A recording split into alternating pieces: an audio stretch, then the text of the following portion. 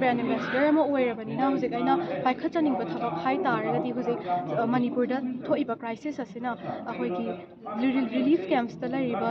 haidi angang sing sida impact tawriba moigi health da bu oiro education da bu oiro sigi matang haidi quality education fangdaba proper nutrition fangdaba aisu relief camp kaya ama chacharure angang sing attraction tawzarure ada moina hairako matam haidi moigi quality education fangdaba dagi proper nutrition fangdaba dagi sanitation fangdaba se adum aina thengnaba phangi haidi moi interact tawraba matungda aduna hujik sigi post ina sigi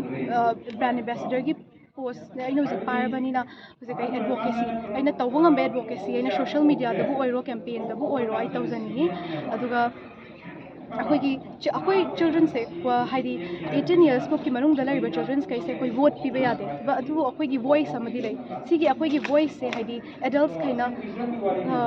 हाइदी अखोई ताबीबम थोपा अखोई हक लैरबा सिगी अखोई voice से ताबीगदबनी हाइबगी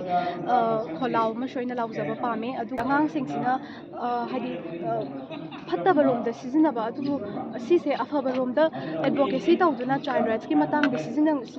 seasoning बाय पामजै अदुगा advocacy तब मतमदा आई खदना आइना ब्रांड एम्बेसडर अमा ओइ हाइदुना आई खतना तब नतबको हाइदी मणिपुरदा लैरिबा चिल्ड्रन्स कैसिना सु खोइगी मखोइगी तमक्ता मखोइना वॉइस रेस तौजगदबने अदुगा कैंपेन्स कैसे याम मरु ओइ कैंपेन तौबा